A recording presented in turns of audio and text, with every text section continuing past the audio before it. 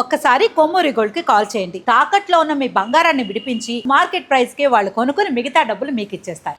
3 ఏళ్ళు సోషల్ మీడియాకి దూరం అయినా 3 సార్లు ఫెయిల్.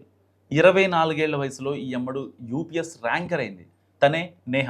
విజయ గాథలు చాలాసార్లు వరుస వైఫల్యాల తర్వాతే ఎవరైనా గమ్యాన్ని చేస్తారు.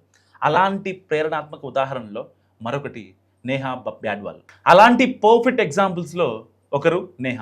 సో పలుమార్లు విఫలమైనప్పటికీ ఆమె పట్టుదల, క్రమశిక్షణ వదలలేదు. సన్నద్ధత, సహనం చివరి వరకు ఆమెను యూపీఎస్సీ సివిల్ సర్వీస్ పరీక్షలో విజేతగా నిలిపాయి. కేవలం 24 ఏళ్ల వయసులోనే 2021లో యూపీఎస్సీ సివిల్ సర్వీస్ పరీక్షలో అఖిల భారత ర్యాంక్ 569 సాధించి మొత్తం 960 మార్కులతో విజయాన్ని అందుకుంది.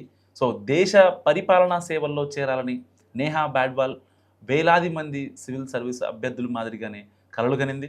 సో భారతదేశంలో అత్యంత కఠినమైన పోటీ పరీక్షల్లో ఒకటైన యూపీఎస్సీ కోసం ఆమె పూర్తి స్థాయిలో ప్రిపేర్ అయింది. అయితే మొదటి ప్రయత్నంలో విజయం దక్కలేదు. మరింత ఆత్మవిశ్వాసంతో రెండోసారి పరీక్ష రాసిన ఫలితం అనుకూలంగా రాలేదు.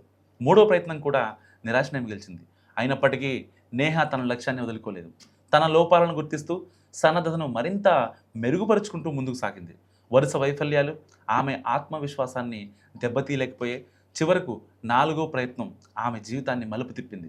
2021లో యూపీఎస్సీ సివిల్ సర్వీస్ పరీక్షలో విజయం సాధించి అఖిల భారత ర్యాంక్ 569ని కైవసం చేసుకుంది. మొత్తం 960 మార్కులతో ఈ ఘనతను సాధించింది. యూపీఎస్సీ సన్నద్ధతకు మరింత ఏకాగ్రత అవసరమని నేహ భావించింది. సో సరిగ్గా ఆ సమయంలోనే ఆమె సోషల్ మీడియాలో చాలా చురుగ్గా ఉండేది.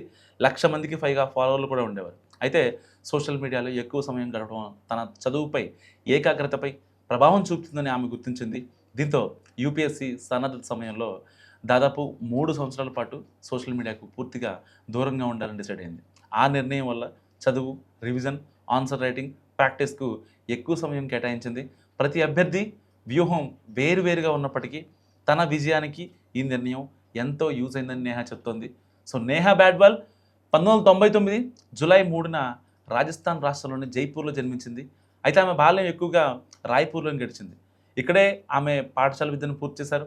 ఇంటర్ పూర్తి చేసిన అనంతరం డీబీ గర్ల్స్ కాలేజ్లో డిగ్రీ చదివింది. విశ్వవిద్యాలయ స్థాయిలో టాపర్గా నిలిచింది.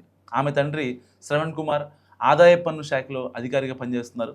యూపీఎస్సీ పరీక్షకు సిద్ధమవ్వాలని ప్రోత్సహించడమే కాకుండా మొత్తం ప్రయాణంలో ఆమెకు అండగా నిలిచారు. నేహ విజయ్ గాథ పోటీ పరీక్షల్లో కేవలం జ్ఞానం మాత్రమే కాదు, సహనం, క్రమశిక్షణ, నిరంతర శ్రమ కూడా ఎంతో ముఖ్యమో చాటి చెప్తోంది. సో వరుస వైఫల్యాలు ఎదురైనా లక్ష్యాన్ని వదలకుండా ముందుకు సాగితే విజయం తప్పకుండా సాధ్యమని ఆమె ప్రయాణం అనేక మంది యూపీఎస్సీ అభ్యర్థులకు స్ఫూర్తినిస్తోంది.